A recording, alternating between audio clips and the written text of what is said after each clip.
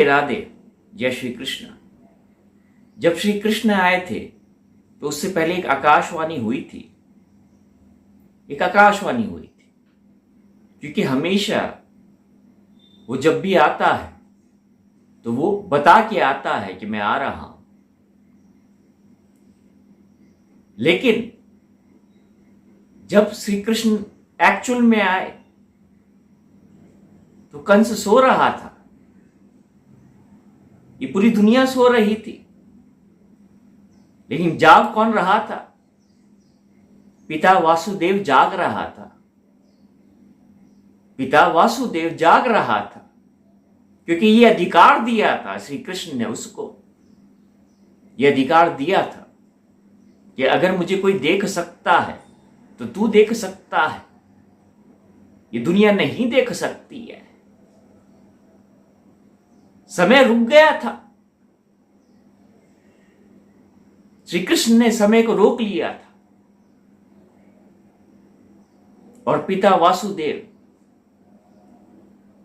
उसको मथुरा से गोकुल तक लेके जाते हैं। तो वो तो अपने निश्चित समय पे आ गया। अब जो सो रहे थे वो सो रहे थे, लेकिन प्रश्न ये उठता है कि वो आया क्यों था? वो क्यों आया था? वो अपने पिता के लिए आया, वो अपनी मां के लिए आया, वो पांडव के लिए आया, वो श्री राधे के लिए आया, और वो उन सब के लिए आया जो वाकई उससे प्रेम करते थे, जो अंतरात्मा से उससे जुड़े हुए थे। इसलिए जब वो आया उसके बाद में उसकी रोशनी उन आत्माओं में ऑटोमेटिक फैलने लगी, वो फैलने लगी। लेकिन वो रोशनी कंस के अंतरात्मा में नहीं फैली, वो इल्यूजन में रहा। और जब उसका अंत निकट आया, जब कंस का अंत निकट आया, तब उसको पता चला कि यही है वो। उससे पहले तो उसके अंदर संशय था, और उस संशय को मिटाने के लिए उसने पता नहीं क्या क्या जतन किए। आपको बताना चाहता हूं, इस धरा पे कहीं पर भी पांडव है, इस दुनिया के किसी भी कोने पर है। मैं सिर्फ भारत की बात नहीं कर रहा हूं, इस धरा पर जहां कहीं पर भी पांडव है, चाहे वो पृथ्वी के किसी कोने पे हैं, वो उसके लिए आ चुका है। 2 मई शाम को 4:24 पर वो उनके लिए आ चुका है। अब वो क्यों आया उनके लिए? क्योंकि उन सब का भाग्य, हम सब पांडव का भाग्य उसके साथ जुड़ा हुआ है। हम सब का भाग्य उसके साथ जुड़ा हुआ है। इसलिए हमारी जो जिंदगी है एक जैसी चल रही है। हम सब एक ही कश्ती में सवार हैं और हम तड़प रहे हैं, हम उसे पुकार रहे हैं। लेकिन जिस तरह पांडवों की किस्मत श्री कृष्ण से जुड़ी है, उसी तरह जो कौरव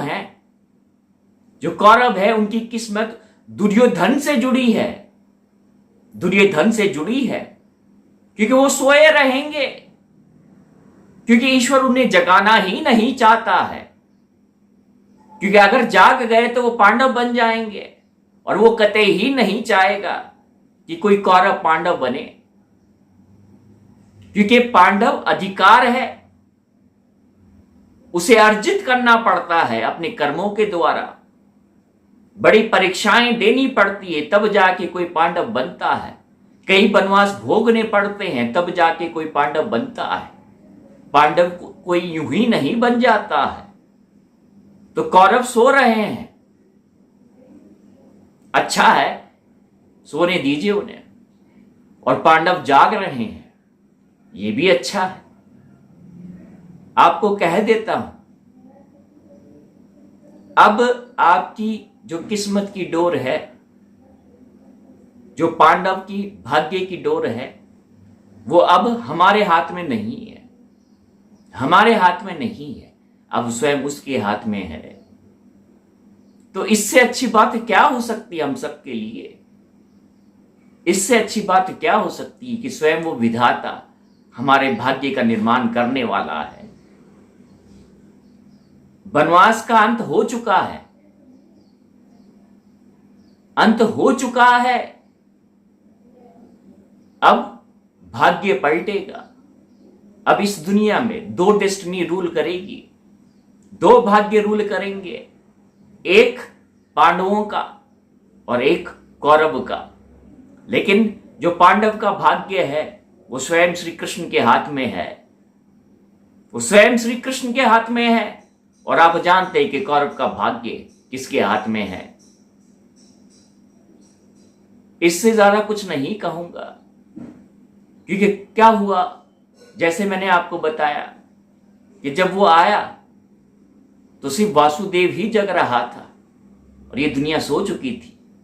तो इस बार भी कुछ ऐसा हुआ कि उसका भक्त जाग रहा था और उसकी दुनिया, ये जो दुनिया है, वो सो रही थी।